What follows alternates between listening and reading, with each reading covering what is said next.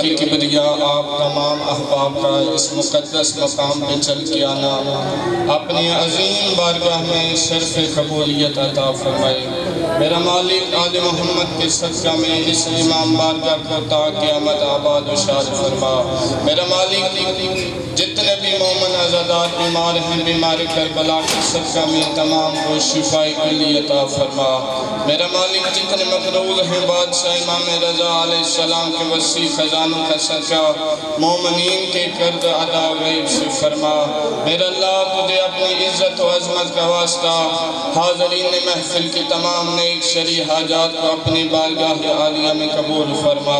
میرا مالک بانیان مجلس کا خرچ اخراجات لنگر نیاز پر خلوص اہتمام اپنی عظیم بارگاہ میں قبول منظور فرما۔ اپنے گناہوں کی معافی کے لیے باروں آقا مولا کی آمد و سلامتی کے لیے بآواز بلند صلوات۔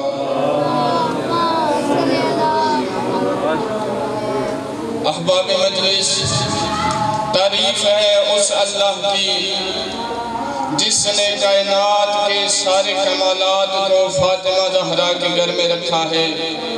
کوئی ایسا کمال نہیں جو کمال تو ہو لیکن فاطمہ زہرا کے گھر میں نہ ہو۔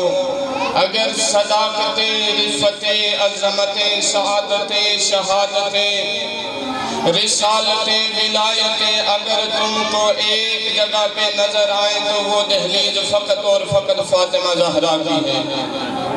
ایسا گرانا کمال کو بھی اس وقت تک کمال نہیں ملتا جب تک جناب سیدہ کے دہلیز پہ نہ آ جائے، اس وقت تک کمال کو بھی کمال نہیں ملتا، اور کوئی شخص اس وقت تک صاحب کمال بھی نہیں ہو سکتا جب تک دہلیز زہرا پہ اپنا سر نہ جھکائے۔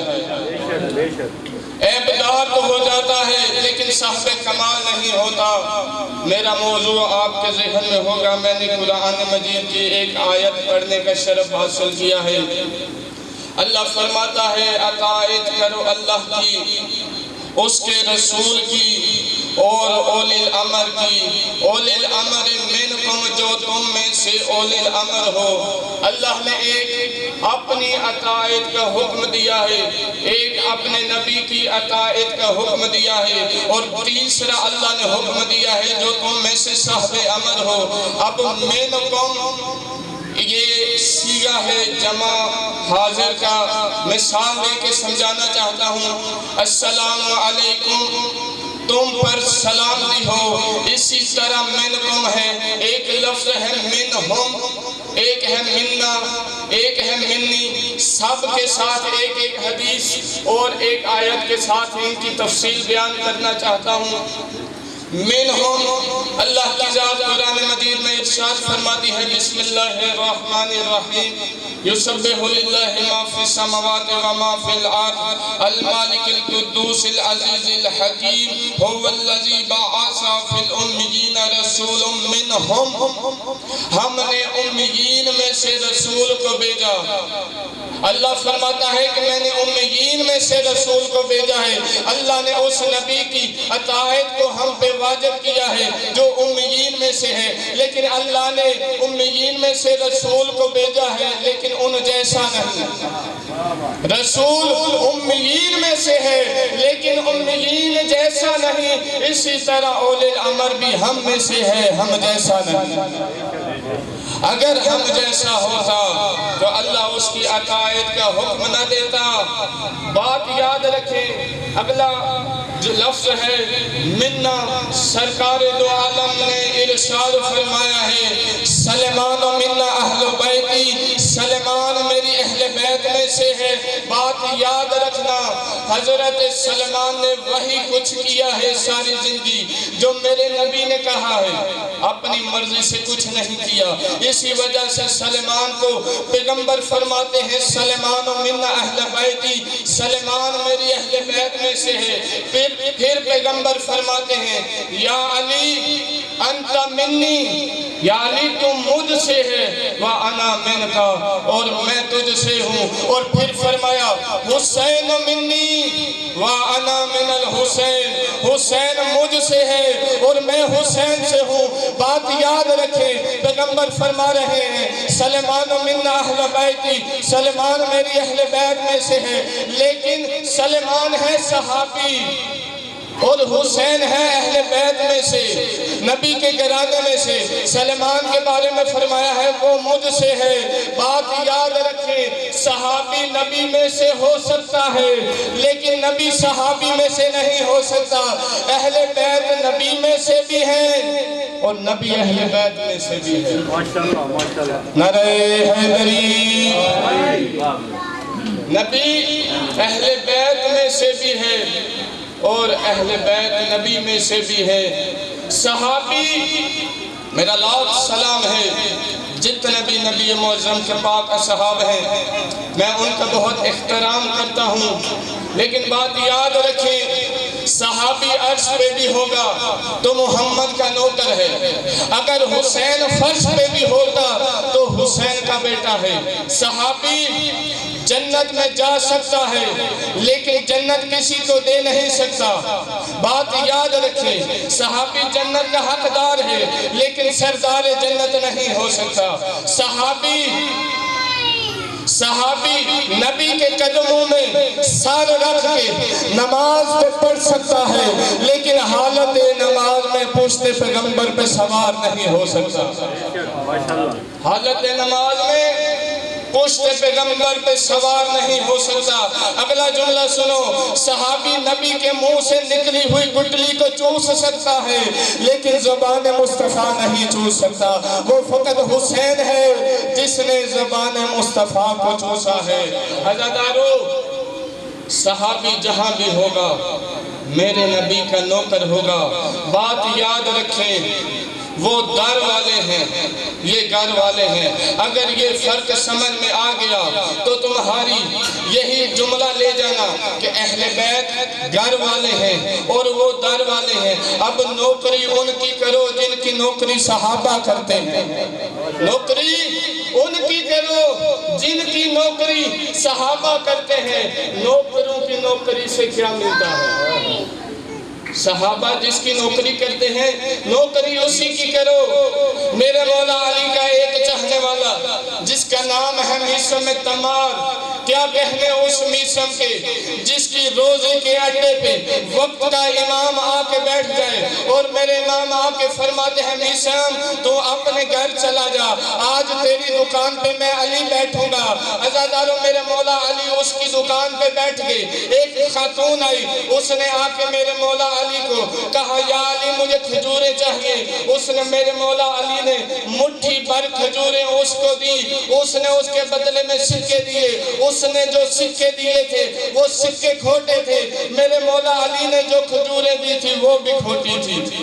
اگلے دن آ کے کہتی ہے میثم کل اپنی دکان پہ کس کو بٹھایا تھا؟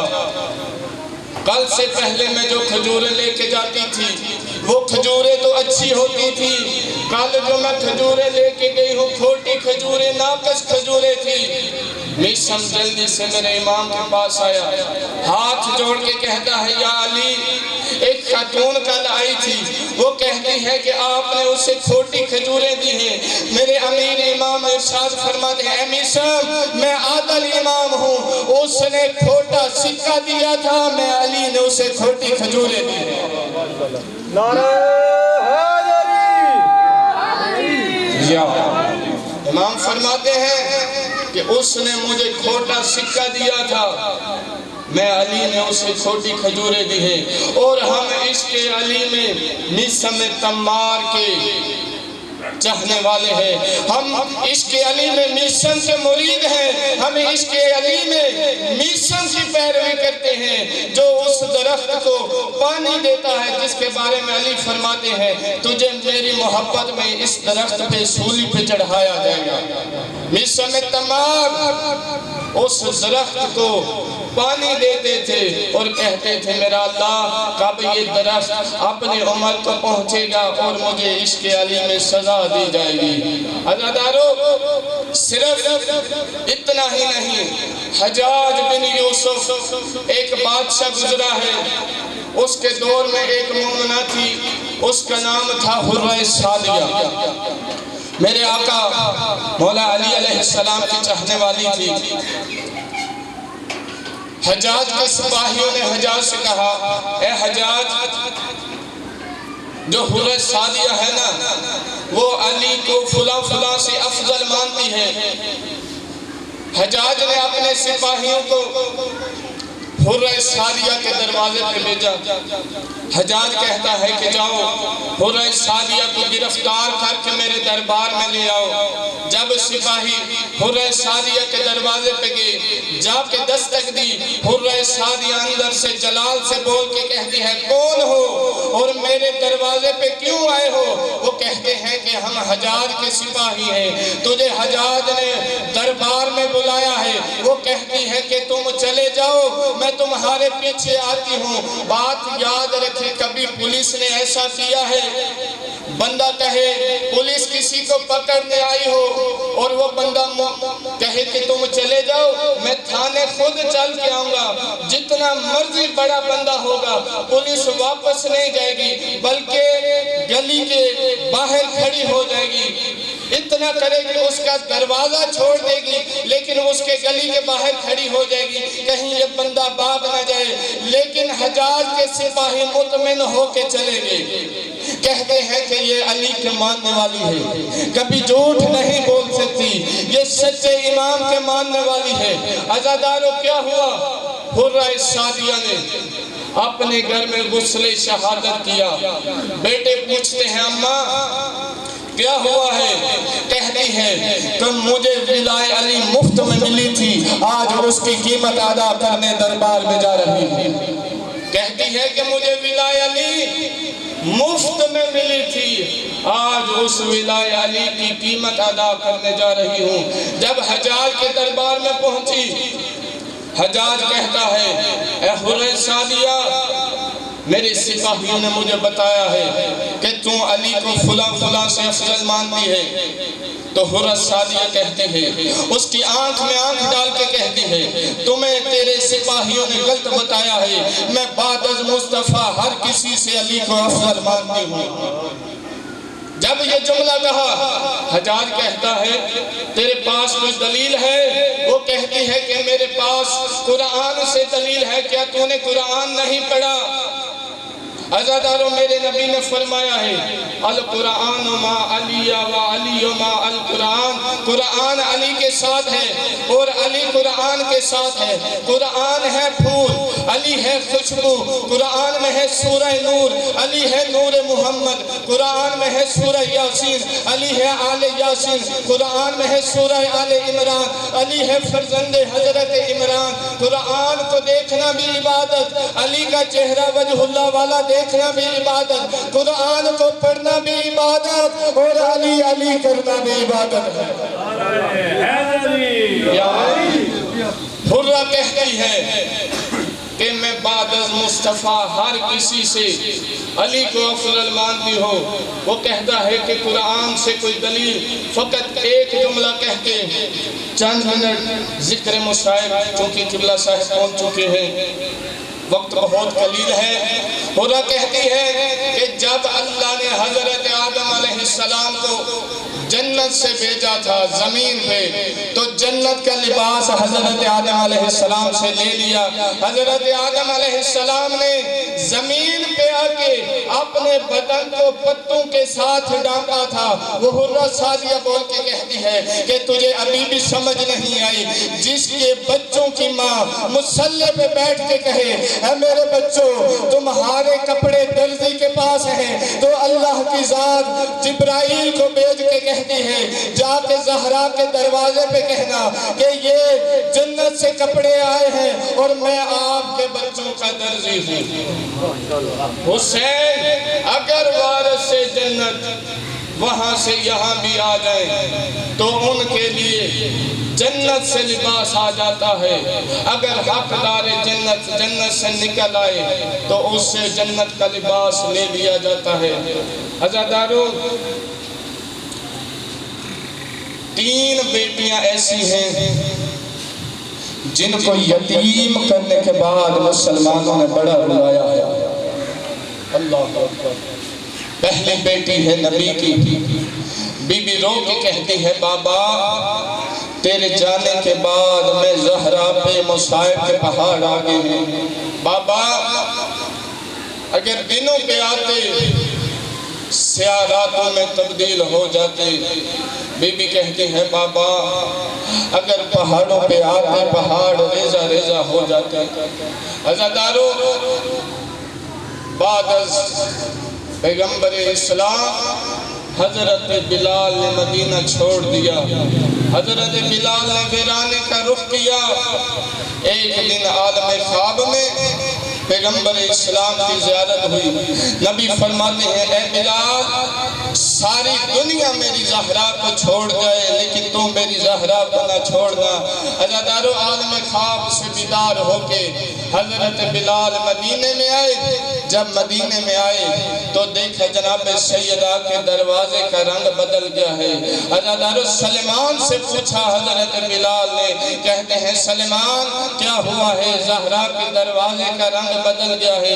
عزادارو حضرت سلمان نے سارا واقعہ سنایا، کیسے مسلمان زہرا کے دروازے پہ آئے۔ عزادارو جناب سیدہ کو پتا چلا کہ آج چچا بلال مدینے میں واپس آئے ہیں۔ بی بی حضرت امام حسن اور حسین کو بلا کے کہتی ہے اے حسنین جاؤ نانا بلال کو جا کے میرا سلام کہنا اور کہنا ہماری ماں کہتی ہے نانا آج اذان تو پڑھے گا۔ عزادارو دونوں شہزادے گھر سے نکلے، حضرت بلال کے پاس آ کے دونوں شہزادے ایک دائیں طرف کھڑا ہوا دوسرا بائیں طرف کھڑا ہو کے کہتے ہیں نانا بلال ہماری ماں تجھے سلام کہتی ہے۔ عزادارو حضرت بلال سے کہتے ہیں ہماری ماں کہتی ہے نانا بلال آج تو اذان پڑھے گا۔ عزادارو حضرت بلال نے اذان شروع کی۔ حضرت بلال نے کہا اللہ اکبر۔ بی بی کو بابا کا زمانہ یاد آیا جب مؤذن نے کہا اشہد ان محمد رسول اللہ۔ عزادارو بی بی روتی کو روتی غش کھا کے زمین پہ گر گئی۔ حسن اور حسین گھر سے دوڑے جا کے کہتے ہیں نانا بلال اذان دینا بند کر ہماری ماں غش کھا کے زمین پہ آ گئی ہے۔ عزادارو دوسری بیٹی ہے میرے امیر امام علی کی جس کو کوفہ میں مسلمانوں نے یتیم کیا۔ یتیم کرنے کے بعد مسلمانوں نے بڑا ظلم کیا۔ عزادارو تیسری بیٹی ہے 4 سال کی معصومہ سکینہ جس کو مسلمانوں نے یتیم کرنے کے بعد بڑا رلایا ہے۔ عزادارو شب عاشور ہے مخدومہ جہاں جہاں میرے آقا حسین جاتے ہیں مخدومہ ساتھ پیچھے پیچھے چلتی ہے۔ اگر میرے مولا حسین خیمے میں آئے ہیں تو بی بی ساتھ خیمے میں آئی ہے۔ اگر میرے مولا حسین مصلی پہ آئے ہیں تو بی بی ساتھ مصلی میں آئی ہے۔ عزاداروں میرے آقا حسین نے رکوع کیا، بی بی میرے مولا حسین کا چہرہ دیکھتی رہی۔ میرے مولا حسین نے نماز کو مکمل کیا۔ میرے آقا فرماتے ہیں سکینہ کیا وجہ ہے تو بار بار میرے چہرے کی طرف دیکھ رہی ہے؟ بی بی کہتی ہے بابا مجھے پھپھی نے بتایا ہے آج آپ کی آخری رات ہے۔ عزادارو اس بیٹی کے دل پہ کیا گزرے گی اور جسے پتا چلے کہ آج میرے بابا کی آخری رات ہے۔ عزادارو میرے امام سے جب بی بی نے کہا بابا مجھے پھپھی نے بتایا ہے کہ آج آپ کی آخری رات ہے۔ عزادارو میرے امام فرماتے ہیں بی بی کہتی ہے بابا آپ کے جانے کے بعد میں کہاں پہ سوں گی؟ عزاداروں میرے مولا فرماتے ہیں سکینہ تو اپنی اماں کے سینے پہ سونا۔ عزاداروں امام سے کہتی ہے بی بی بابا اماں کے سینے پہ تو اصغر سوتا ہے۔ میرے آقا فرماتے ہیں سکینہ آج کے بعد قانون بدل جائے گا، اصغر میرے سینے پہ سوئے گا، تو اپنی ماں رباب کے سینے پہ سونا۔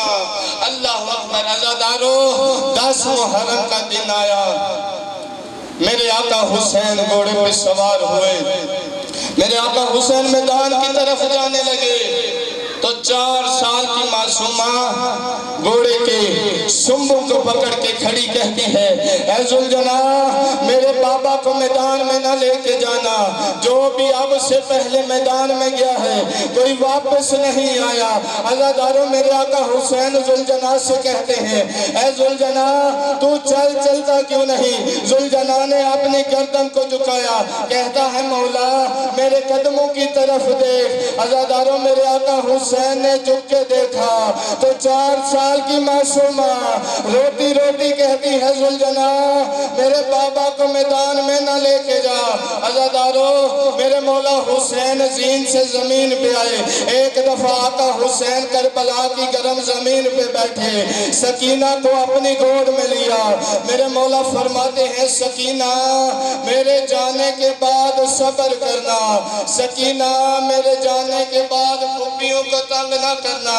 عزاداروں میرے امام فرماتے ہیں سکینہ میرے جانے کے بعد تجھے تماچے لگیں گے، سکینہ میرے جانے کے بعد تیری چادر لوٹی جائے گی، سکینہ تیرے گوشوارے اتر جائیں گے۔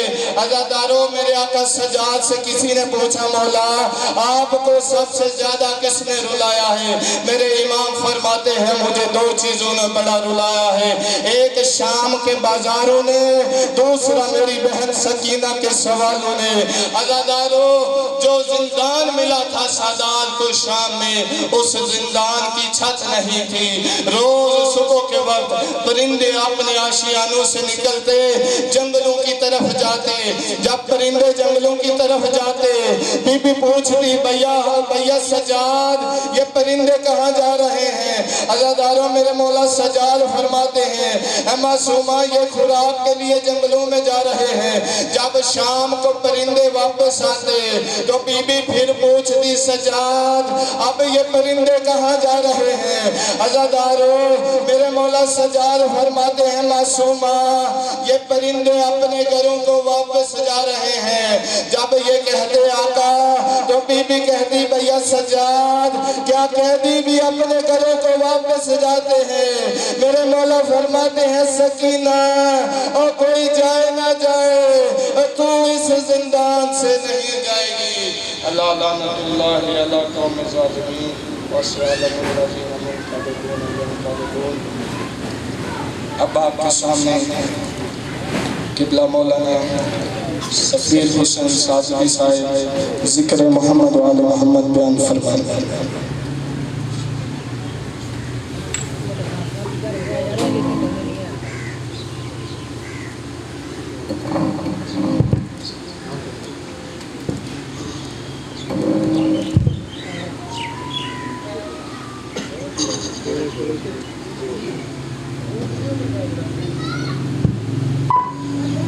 تمام حاضرین سے التماس ہے اپنے اپنے مرحومین کو یاد رکھتے ہوئے ملت اسلامیہ کے شہداء کی درجات کی بلندی کے لیے سورہ فاتحہ۔ بسم اللہ الرحمن الرحیم، الحمدللہ رب العالمین، الرحمن الرحیم، مالک یوم الدین، ایاک نعبد و ایاک نستعین، اهدنا الصراط المستقيم صراط الذين أنعمت عليهم غير المغضوب عليهم ولا الضالين۔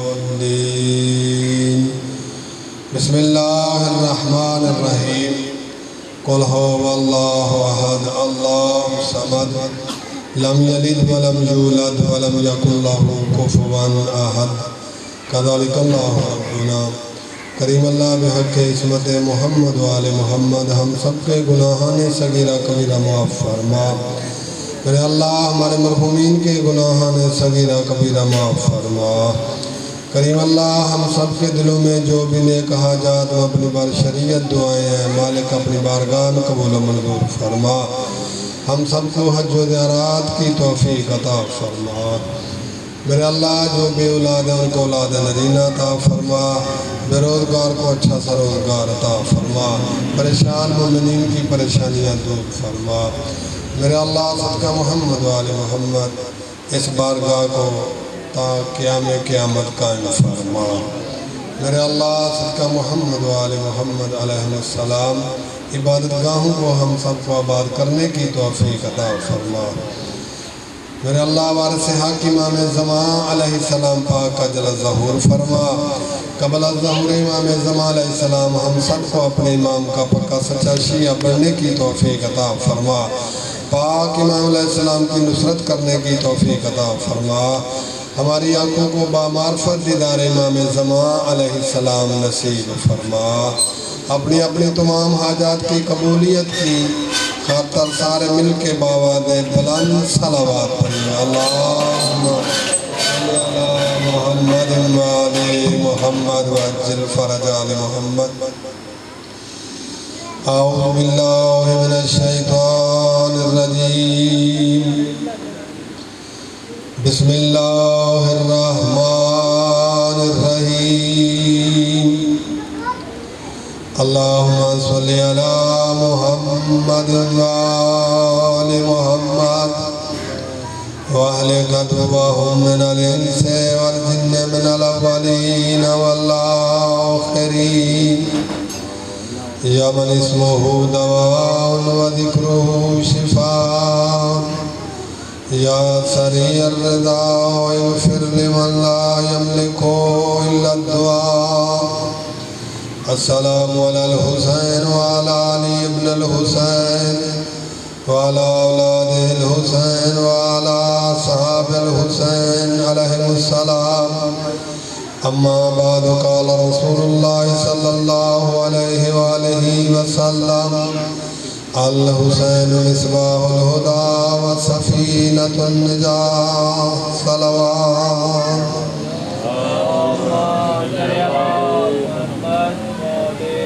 نعرہ تکبیر۔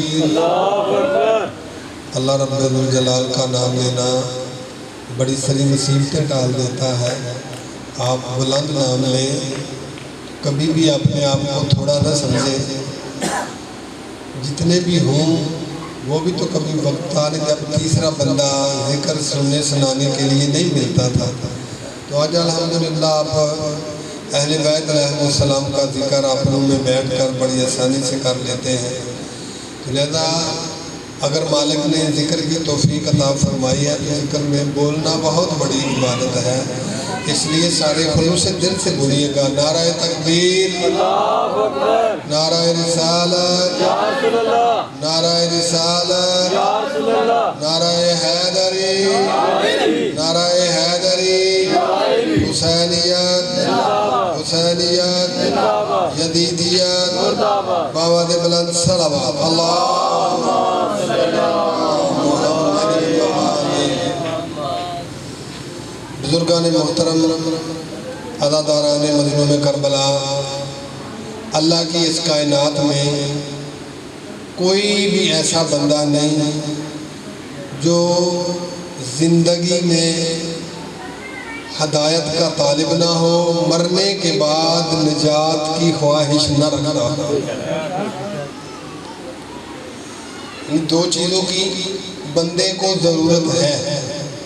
زندگی ختم ہونے سے پہلے ہدایت کی ضرورت ہے، اور مرنے کے بعد نجات کی ضرورت ہے۔ تھوڑا سا بولیے گا اس لیے کہ سبق یاد ہو جاتا ہے بولنے سے، اور بندہ بولتا رہے تو سستی بھی نہیں چھاتی، نیند بھی نہیں آتی، اور بندہ ویسے بھی متوجہ رہتا ہے۔ اس لیے میں آپ کو ساتھ ملا کر چلنا چاہتا ہوں کہ انسان مرنے سے پہلے ہدایت کا محتاج ہے، مرنے کے بعد نجات کا محتاج ہے۔ ہدایت ہوگی تو انسان حقیقت میں اشرف المخلوقات کہلوانے کے قابل ہے۔ یوں تو مجمع میں سبھی کہہ دیتے ہیں کہ اللہ نے ہمیں اشرف المخلوقات بنایا ہے، کبھی سوچا تو کر کہ حقیقت میں اشرف المخلوقات ہے کون سا انسان؟ کیا سارے ہی اشرف المخلوقات ہیں؟ اچھا یہ ساتھ ہی آپ کے ہندوستان ہے، وہاں پر جو سکھ ہیں آپ انہیں اشرف المخلوقات سمجھتے ہیں، ہندوؤں کو آپ اشرف المخلوقات سمجھتے ہیں، کافروں کو آپ اشرف المخلوقات سمجھتے ہیں؟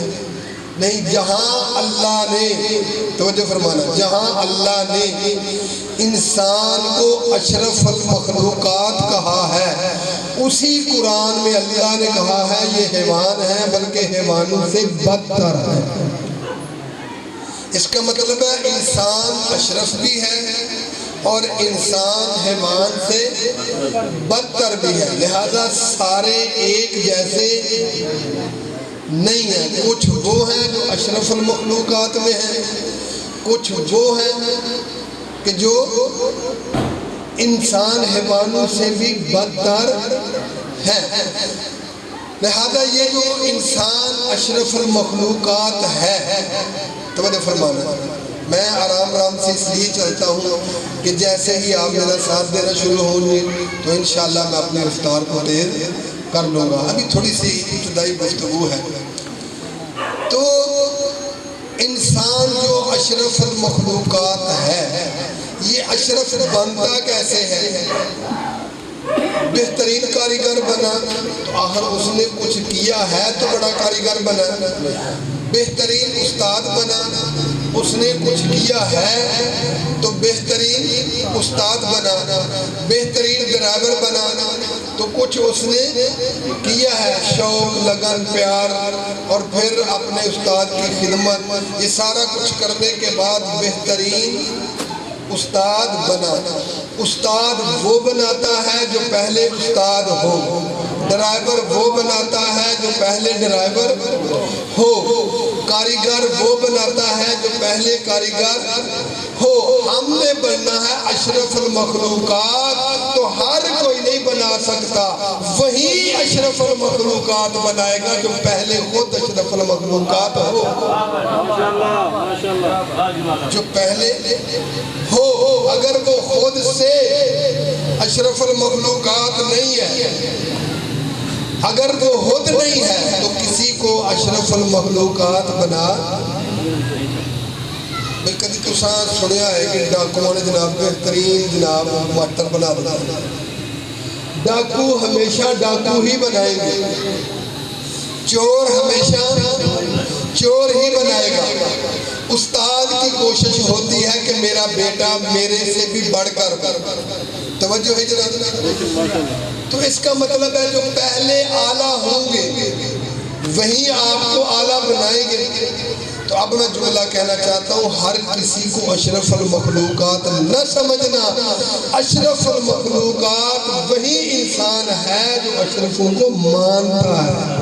ماشاءاللہ، جو اشرف کو مانتا نہیں ہے وہ اشرف المخلوقات۔ ہم کسی کی توہین نہ کرنا چاہتے ہیں، نہ ارادہ رکھتے ہیں، ہم تو درس قرآن دیتے ہیں، درس حدیث دیتے ہیں، درس رسالت دیتے ہیں۔ دنیا والوں آؤ، حقیقت میں اسلام کا آئینہ یہ ہے، اس کے سامنے کھڑے ہو کر اپنے آپ کو پہچانو۔ اگر تم پورے اترتے ہو تو انسان ہو، اگر پورے نہیں اترتے تو اللہ کہہ رہا ہے حیوان نے حیوانوں سے بھی بدتر نظر آتا ہے۔ توجہ فرمائی نہیں؟ اب یہ انسان کیا چاہ رہا ہے؟ ہدایت۔ اب کون کرے گا ہدایت؟ آپ مانگتے ہیں، اللہ کیا فرماتا ہے؟ واللہ یہدی من یشاء الی صراط مستقیم۔ اللہ جسے چاہتا ہے، ایک دو نے کئی مقام پر قرآن میں فرمایا کہ اللہ جسے چاہتا ہے اسے صراط مستقیم کی ہدایت کرتا ہے۔ آپ بھی نماز پڑھتے ہیں، کوئی سنی، شیعہ، وہابی، جو بھی کلمہ پڑھتا ہے نماز پڑھتا ہے۔ اب نماز میں کیا کہتا ہے؟ اہدنا الصراط المستقیم، اللہ ہمیں سیدھی راہ دکھا یا قائم رکھ۔ جو بھی کوئی ترجمہ کر رہا ہے، میں ترجمے کی طرف نہیں جا رہا، جو کہہ رہا ہے دکھا اس کی اپنی مرضی، جو کہہ رہا ہے قائم رکھ اس کی اپنی مرضی۔ لیکن جملہ ایک سننا، کیا کہہ رہے ہیں؟ اہدنا الصراط المستقیم، میرے اللہ ہمیں ہدایت دے، میرے اللہ ہمیں ہدایت دے، میرے اللہ ہمیں ہدایت دے۔ سنی، شیعہ، وہابی، دیوبندی، سہروردی، جتنے بھی اسلام کے فرقے ہیں سبھی نماز میں کہہ رہے ہیں میرے اللہ ہدایت دے۔ اس کا مطلب ہے ہدایت کس کا دینا کام ہے؟ سارے بولیے گا ہدایت کس نے دینی ہے؟ اللہ نے۔ ہدایت کس نے دینی ہے؟ اللہ نے۔ ایک دفعہ اور بولیے گا، اسی میں مسئلہ حل ہو جائے گا۔ ہدایت دینا کس کا کام ہے؟ اللہ کا۔ تو پھر یہ نمازی کو ایک دفعہ تو ذرا جھنجھوڑ کے پوچھنا کہ ارے تو نماز تو پڑھتا ہے، ابھی ابھی مسجد میں کھڑے ہو کر اللہ کے حضور میں تو نے یہ وعدہ کیا ہے کہ اللہ ہدایت تو نے دینی ہے، اللہ مجھے ہدایت دے، اللہ مجھے ہدایت دے، اور اس کو جھنجھوڑ کر کہے کہ پھر مسلمانوں یاد رکھو جب ہدایت دینا اللہ کا کام ہے، ہادی بنانا بھی اللہ کا ہی کام ہے۔ اگر ہدایت اللہ نے دینی ہے تو ہادی بھی اللہ ہی دے گا۔ اگر اپنا جیسا بناؤ گی، خود سے ہادی بناؤ گے، تو مجھے کہتے ہوئے نظر آتے ہیں جب تک میں سیدھا رہوں میری اقتدا کرنا، جب میں ٹیڑھا ہو جاؤں مجھے سیدھا کر دینا۔ توجہ فرمائیں، مجھے سیدھا کر دینا۔ تو اگر ایسے ہی کو ہی ماننا ہے، توجہ فرمانا، تو پھر اپنے جیسا مان لیا تو کیا مانا آپ نے؟ بلکہ مانیں گے تو اسے کہ جو یہ منبر پہ بیٹھ کر کہے دنیا والوں مجھے پہچانو، اللہ کی کائنات میں میں تمہارا وہ امام حق ہوں کہ جس نے زندگی کے ایک لمحے کے لیے بھی ترکت العین آگ چپکنے کے برابر بھی کبھی غیر اللہ کی عبادت نہیں کی ہے۔ تو مقصد کیا ہے کہ میں جب چلا ہوں صراط مستقیم پہ چلتا ہوں۔ کیا ہے صراط مستقیم جس کے لیے دعائیں مانگیں؟ اہدنا الصراط المستقیم، اللہ صراط مستقیم، اللہ صراط مستقیم۔ ایک نہیں بلکہ 5 نمازوں میں یہ 10 مرتبہ ہر روز بندہ کہہ رہا ہے۔ اب ہم بھی ایک جملہ بار بار کہیں، کبھی نہ کبھی تو ذہن میں آ جاتی ہے یار یہ چیز کیا ہے، ہر روز گزرتا ہوں، یہ پتھر ادھر ہی پڑا ہوتا ہے، یہ بندہ ادھر ہی کھڑا ہوتا ہے، یہ گاڑی ادھر ہی کھڑی ہوتی ہے، آخر کیا وجہ ہے؟ بندہ سوال کر لیتا ہے کہ یہ ہر روز میرا اس سے آمنا سامنا ہوتا ہے، میرا اس سے ٹکرا ہوتا ہے۔ اب یہ نمازی نماز پڑھ رہا ہے، پریشان ہے، پریشانی کے عالم میں سرکار کی بارگاہ میں آئے، یا رسول اللہ صلی اللہ علیہ وآلہ وسلم، یا رسول اللہ ہم پڑھتے ہیں نماز میں پڑھتے ہیں اہدنا الصراط المستقیم، اللہ کا نبی روزہ آیا تو نے بتایا کیسے رکھنا ہے، کب سے کہاں تک رکھنا ہے، اللہ کا نبی حج آیا تیری ذات نے بتایا کب کرنا ہے، کس ٹائم کرنا ہے، کہاں کرنا ہے، اللہ کا نبی زکوٰۃ آئی تیری ذات مبارک نے بتائی زکوٰۃ کتنی دینی ہے، خمس آیا حج آیا زکوٰۃ آئی، اللہ کا نبی نماز آئی، سب کچھ تیری ذات نے بتایا ہے۔ ہم پڑھتے ہیں نماز، تیرے بعد بھی جانے کے بعد ہم نمازیں پڑھتے رہیں گے۔ اللہ کا نبی ہم پوچھنا یہ چاہتے ہیں کہ ہر روز جو نماز میں پڑھتے ہیں اہدنا الصراط المستقیم، اہدنا الصراط المستقیم، میرا محبوب اللہ کا پیارا نبی، ہم پوچھنا یہ چاہتے ہیں یہ صراط مستقیم کیا ہے؟ جیسے ہی پوچھا تھا نبی کا سر جھکا ہوا ہے، دیکھ کر فرماتے ہیں میرے صحابہ انتظروا ابھی تھوڑی دیر کے لیے انتظار کرو۔ صحابہ کرام انتظار میں ہے، یا تھوڑی دیر کے بعد دروازے سے امامت کا نور چمکا ہے، جب نور نبوت سے نور امامت ٹکرایا ہے، اللہ کے نبی نے نگاہیں اٹھائی، نگاہیں اٹھا کر پوچھتے ہیں اے میرے صحابہ اب پوچھو کیا پوچھ رہے تھے، جو سوال پہلے کر رہے تھے اب کرو تمہارا کیا سوال ہے۔ اللہ کا نبی پوچھا تو یہی ہے کہ روزہ آیا آپ نے بتایا، حج آئی آپ نے بتائی، زکوٰۃ آئی آپ نے بتائی، جہاد آیا آپ نے بتایا، یہ آئی ہے نماز میں پڑھتے ہیں اہدنا الصراط المستقیم۔ اللہ کا نبی پوچھنا یہ چاہتے ہیں یہ صراط مستقیم ہے کیا؟ کائنات کی رحمت اٹھی علی پاک کے دوشہ دھر پر، اپنے قدم اپنے ہاتھ مبارک رکھے اور فرمایا انظروا میرے صحابہ غور سے دیکھ لو، ھذا صراط مستقیم، یہی تمہارے لیے صراط مستقیم ہے۔ یہ صراط مستقیم ہے، اسے پہچانو۔ یہ کیا ہے؟ صراط مستقیم ہے، یہ تمہارا رستہ ہے. کس سے ہدایت مانگی؟ اللہ سے. تو ہادی بھی اللہ ہی دے گا، بندے نے. کیوں؟ جملہ ایک میں کہنا چاہتا ہوں. بندے کبھی کبھی کہتے ہیں یار تم چنگے پڑھے سنیے تو انکی ہو گئی تسی چھاٹے کیوں گے؟ میں جی آپ نے تھوڑا چھڑے کسے آنکھیں آئیں گے.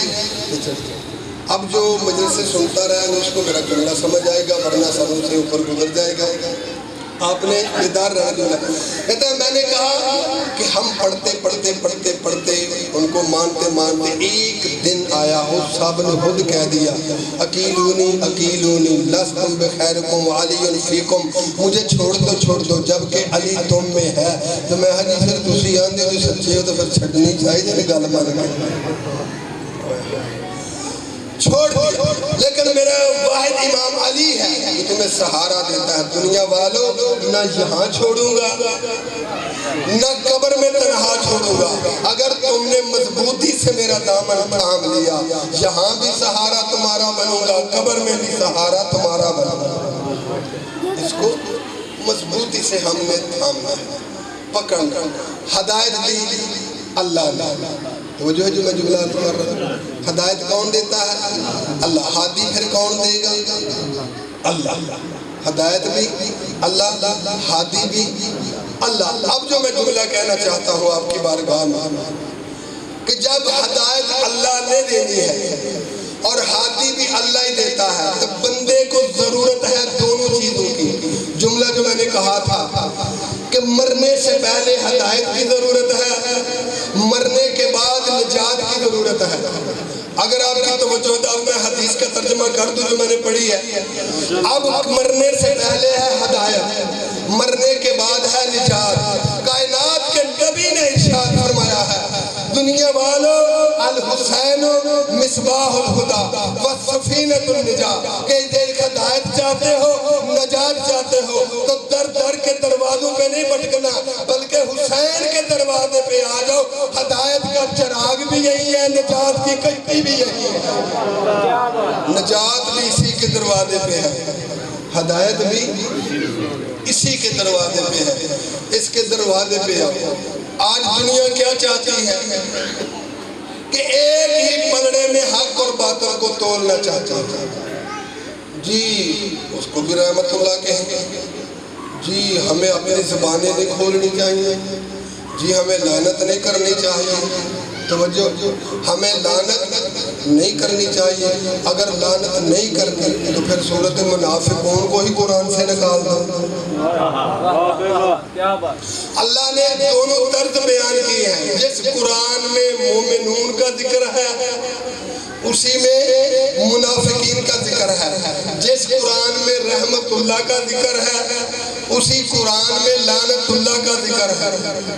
لعنت کا بھی ذکر ہے، رحمت اللہ کا بھی ذکر ہے. لیکن آج 1400 سال کے بعد مسلمان کو نہ جانے کیا سوچی ہے، وہ ایڑی چھوٹی کا زور لگا رہا ہے کہ کسی نہ کسی طرح سے اس یزید ملعون کو مسلمانوں کی صف میں شامل کیا جائے. کہا جائے یہ صحابہ کا بیٹا ہے، اس کی عزت کرو، احترام کرو، ہمیں زبانیں بھی کھولنی چاہیے. لیکن یاد رکھو کہ ایک پیغام تمہیں کریم سے خواجہ معین الدین چشتی نے دیا تھا کہ شاہ است حسین، بادشاہ است حسین، دین است حسین، دین پناہ است حسین، سردار ندار در دست یزید، حقہ کے بلا لا الہ است حسین. کیا کہا؟ شاہ است حسین، بادشاہ است حسین. شاہ بھی حسین ہے، بادشاہ بھی حسین ہے.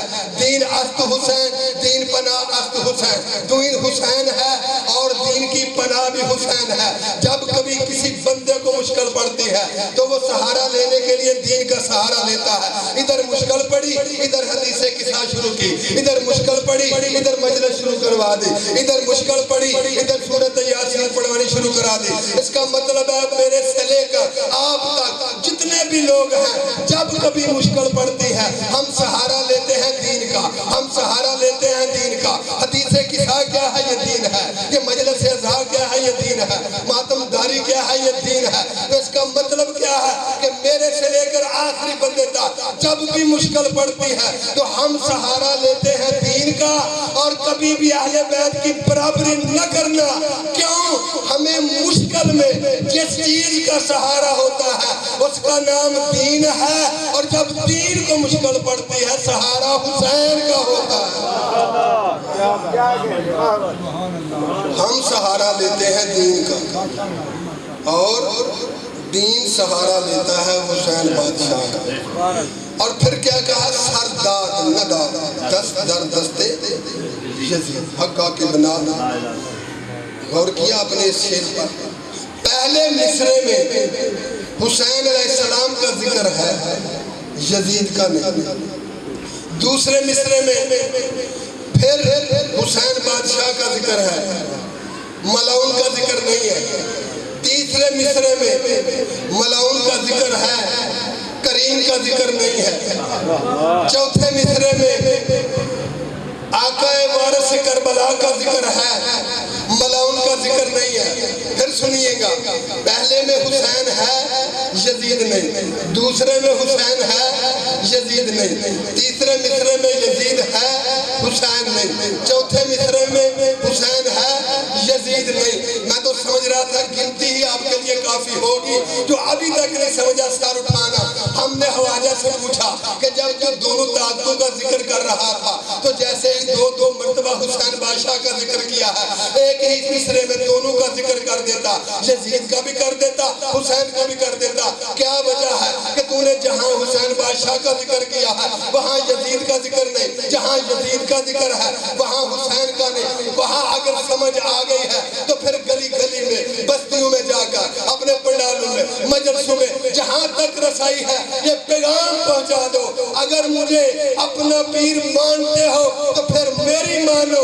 جب خواجہ معین الدین ایک مصرے میں یزید اور حسین اکٹھا نہیں رکھنا چاہتا, تم کیسے مسلمان ہو ایک ہی دل میں یزید اور حسین اکٹھا رکھنا چاہتے ہو؟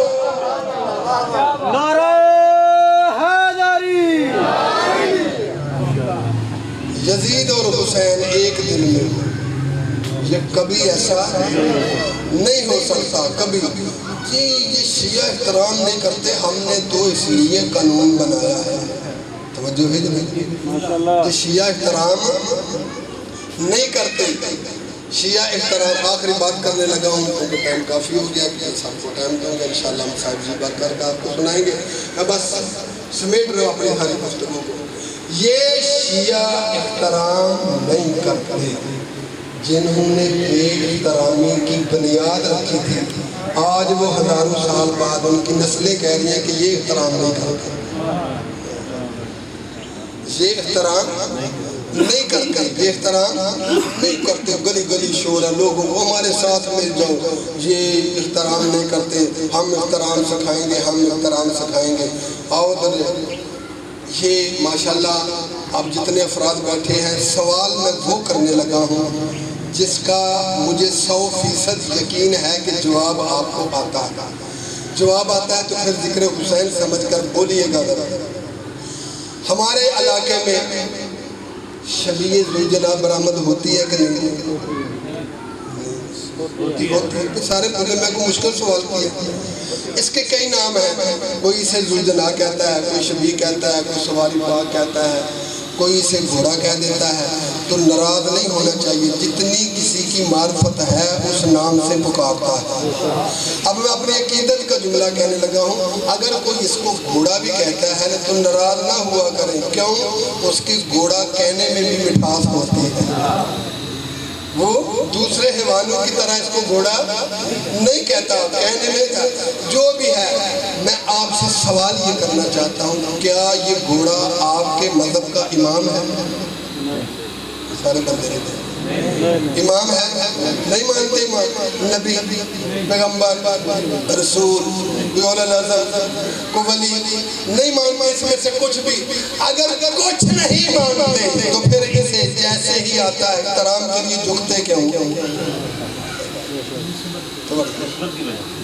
کیوں جھکتے ہیں؟ ایک ہی جواب ہے میرے سے لے کر آخری تک، ہر شیعہ بچے تک ایک ہی جواب ہوتا ہے کہ اس نے مشکل وقت میں اپنے وارث کو تنہا نہیں چھوڑا، اپنے ولی کو تنہا نہیں چھوڑا، اپنے وقت کے امام کو تنہا نہیں چھوڑا، اس نے وفا کی، خود زخمی ہوا ہے، امام کو بچایا ہے، اپنے پہ تیر لیے ہیں، امام کو تیر تک پہنچنے نہیں دیا۔ تو اس کا مطلب کیا ہے کہ ہمارے احترام کرنے کی وجہ نہ اسے امام سمجھ کر احترام کرتے ہیں، نہ نبی سمجھ کر، نہ رسول سمجھ کر، نہ پیغمبر سمجھ کر، ہم بھی اسے گھوڑا ہی سمجھتے ہیں، ہم بھی اسے ذوالجناح ہی سمجھتے ہیں، ہم بھی اسے سواری سمجھتے ہیں، ہم بھی اسے شبیہ سمجھتے ہیں، ہم بھی اسے بادشاہ سمجھتے ہیں، جو بھی آپ کے نام ہیں۔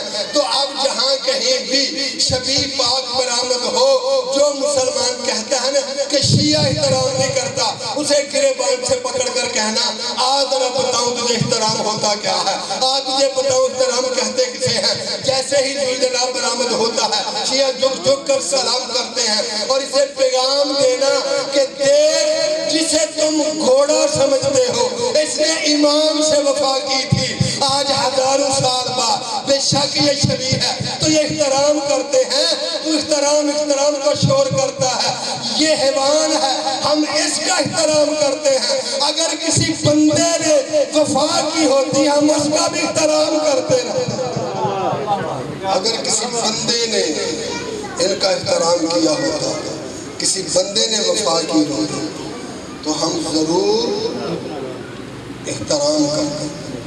یہ احترام کرنا چاہیے کہ نہیں؟ کرنا چاہیے، جو احترام کے قابل ہے۔ ہر کسی کا تو احترام نہیں ہوتا، نہیں، جو احترام کے قابل ہوتا ہے آپ اسی کا ہی احترام کرتے ہیں۔ تو بڑا پیارا جملہ مرحوم فاضل علوی صاحب کا، فرماتے ہیں جننے جگہ کوئی ہے انہاں کرنے، تو جننے جگہ کوئی ہوگے انہاں ہی کرنے، اضافی ہم سے نہیں ہوتا، ہم افراط و تفرید کے قائل ہی نہیں۔ ہمیں جو حد بتائی گئی ہے ہم اسی حد کے اندر زندگی بسر کرتے ہیں۔ جو احترام کے قابل ہے اس کا احترام کرتے ہیں، جو لعنت کے قابل ہے اس پہ لعنت کرتے ہیں۔ آخری جملہ کہنے لگا ہوں، انشاءاللہ العزیز اس سال کا تقریباً میرا یہ سنا سنایا جملہ ہے اور مثال دے کر میں یہ بات کر رہا ہوں، آپ کی زحمت تمام کرنے لگا ہوں کہ بالفرض آخری بات ہے، بالفرض میں آپ کی نظر میں کوئی نہ کوئی عزت مقام تھوڑا بہت رکھتا ہوں، کچھ نہیں تو مجلس پاک پڑھنے والا تو آپ کو سمجھتے ہیں۔ جیسے ہی میں اپنے گھر گیا، ایک صاحب میرے ساتھ جاتے ہیں، جیسے ہی گھر میں داخل ہوا میرا ماں کے ساتھ سلوک اچھا نہیں تھا، زبان اچھی نہیں تھی، چال چلن، گفتگو، ادب سارے۔ یہ بندہ واپس آیا، توبہ توبہ، ٹھیک لوگ کہتے ہیں کہ مولوی جو کہتے ہیں وہ کر لو اور جو کرتے ہیں وہ میں دیکھا کیا ہو گیا، بس قابل بیان ہے، اگر وجہ کیا ہے کیوں نہیں بتا رہا تو کہے گا کہ کیا بتاؤں، بس اتنا سمجھ لو یہ بندہ جنت میں نہیں جا سکتا، پکا جہنمی۔ یہ کیوں؟ اس لیے کہ یہ اپنی ماں کا ادب نہیں کرتا، جسے ہم دیندار سمجھتے رہے ہیں، اس نے اپنی ماں کا احترام نہیں کیا، اپنی ماں کا حیا نہیں کیا، اس لیے یہ جنت میں نہیں جا سکتا، یہ جہنم میں جائے گا۔ میں بھی آپ کے ساتھ مل گیا، اللہ نے مجھے شعور بخشا، مجھ سے غلطی ہو گئی، میں نے کہا میں بھی آپ کے ساتھ ہوں کہ جو دیندار اپنی ماں کا حیا نہیں کرتا وہ جہنم میں جائے گا، جو دیندار اپنی ماں کا احترام نہیں کرتا، ادب نہیں کرتا، وہ جہنم میں جائے گا۔ ایک دفعہ پھر کہنے لگا ہوں تاکہ آپ کی توجہ ہو جائے، جو بندہ بھی، جو عالم، جو مفتی، جو ذاکر، جو وائد، جو پرہیزگار، جو متقی، جو وائد، جو بھی اپنی ماں کا احترام نہیں کرتا، میں بھی کہہ رہا ہوں آپ بھی مان گئے ہیں، وہ جنت میں نہیں جائے گا، جہنم میں جائے گا، کیونکہ ماں کا گستاخ ہے، ماں کا بے ادب ہے، ماں کا حیا نہیں کرتا۔ تو پھر مجھے کہنے دیجئے کہ جو دیندار اپنی ماں کا حیا نہ کرے وہ جنت میں نہیں جا سکتا، جو حسین بادشاہ دین ہے اس کی ماں کا حیا نہ کرے وہ جنت میں کیسے جا سکے گا؟ ان کا حیا کرو جن کے صدقے میں حیا ملا ہے۔ بتاؤں حیا کیا ہوتا ہے؟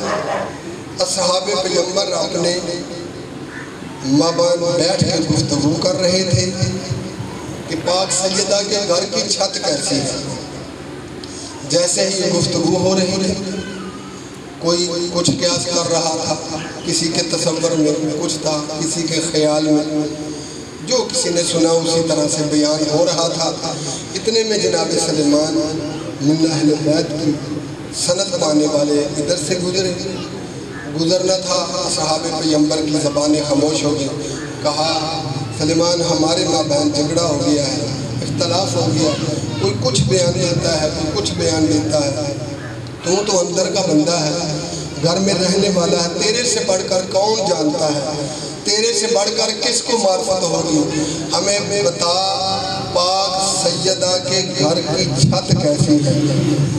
مظلوم کربلا کے غم میں رونے والوں، سوال کا کرنا تھا۔ سلیمان کی آنکھوں سے آنسو جاری ہو گئے، آنسو کو جاری ہونا تھا۔ صحابہ پیغمبر پوچھتے ہیں سلیمان ہم نے سوال تو چھت کا کیا ہے، یہ تیرا گریہ، یہ تیرا رونا، اس کی وجہ کیا ہے؟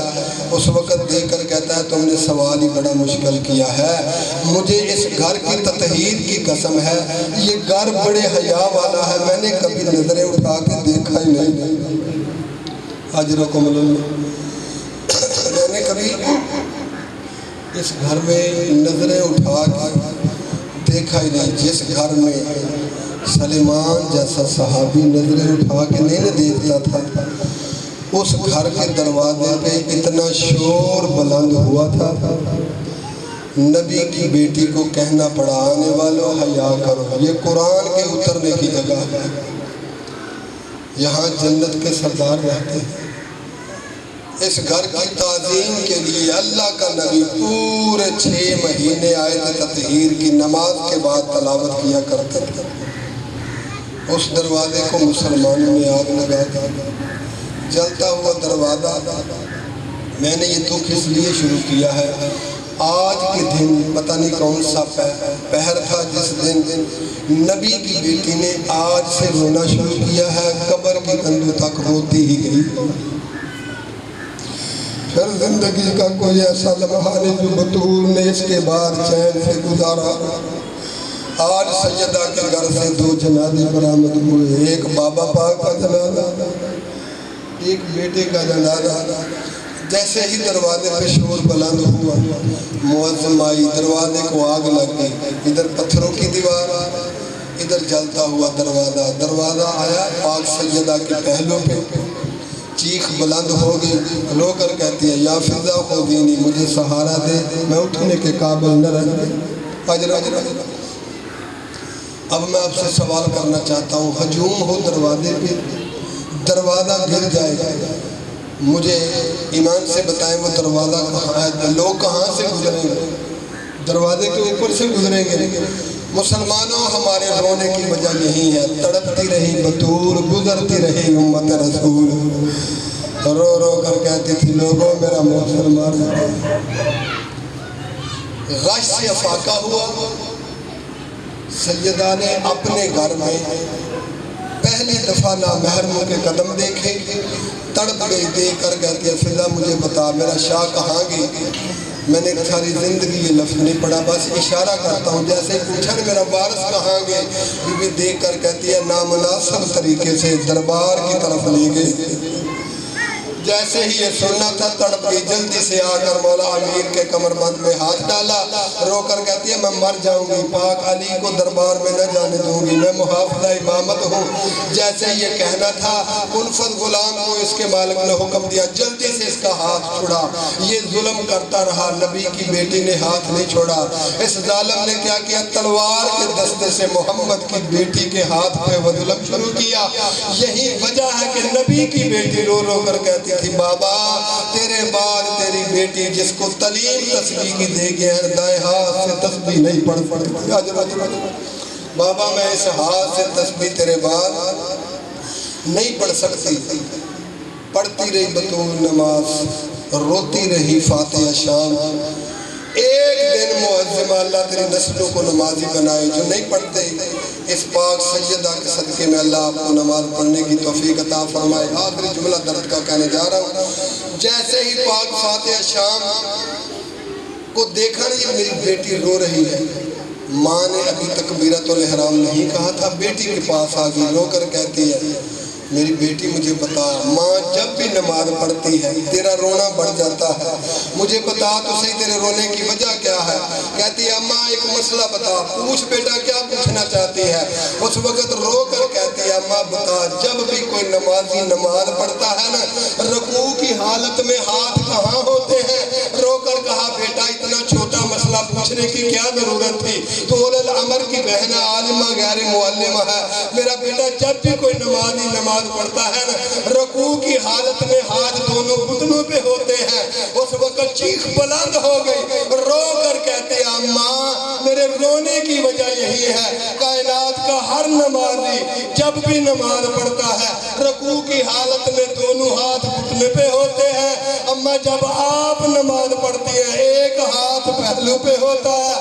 عزادارہ نے مظلوم کربلا بیٹی کی زبان سے جیسے ہی ماں نے یہ جملہ سنا، اب ماں تڑپ گئی، بیٹی نے گلے میں باہیں ڈال دی، رو کر کہتی اماں میرے رونے کی وجہ یہ تھی، اماں بتا تو کیوں رو پڑی ہے؟ اس وقت رو کر کہتی او میرا بیٹا تو میرے ایک ہاتھ کو روتی ہے، جب تو نے نمازیں پڑھنی ہے تیرے دونوں پسے گردن بندے ہوں گے، اونٹوں کی کوہان تہجد کی نمازیں۔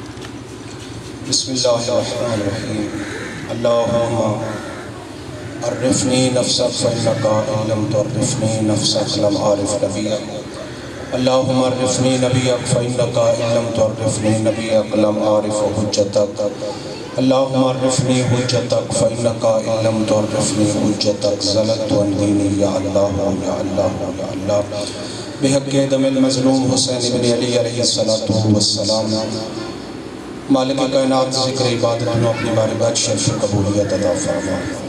حاضرین دے مرحومین اور منتظمین دے مرحومین دے مالک درجات عالم فرما۔ مالک اس پوری بستی سے اپنا فضل و کرم فرما۔ میرا مالک امت مسلمان اتحاد و وحدت دا سوچ عطا فرما۔ مالک واسطہ محمد و آل محمد ملک عزیز نو استقامت عطا فرما۔ اندرونی برونی شریر ناصر شرف و محفوظ فرما۔ کریم اللہ بے اولادن اولاد دے ذکر پاک کا صدقہ، بیماران مسلم کاملہ عاجلہ عطا فرما دے ذکر دا صدقہ۔ کریم خالق و مالک اللہ جتنے مومنین برون ملک ہیں پریشان حال کچھ دعاواں مالک انہ دیاں پریشانیاں اضطرابیاں دور فرما دے ذکر دا صدقہ۔ کریم خالق و مالک اللہ بے روزگار مومنین نو اقصد روزگار عطا فرما دے ذکر پاک دا صدقہ۔ اج دی مجلس آزاد مومنین منتظمین دی توفیقات خیر اضافہ فرما دے ذکر دا صدقہ۔ حجت ظہور تاجیل فرما دے ذکر دا صدقہ۔ اپنی اپنی حاجات دی قبولیت واسطے دعاواں دی قبولیت واسطے بآواز بلند صلوات علی محمد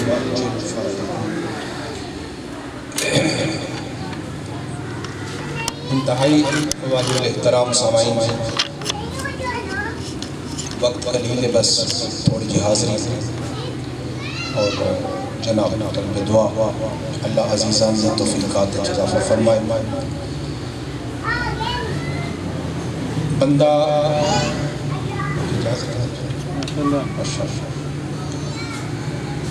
امام جعفر صادق علیہ السلام کی بارگاہ میں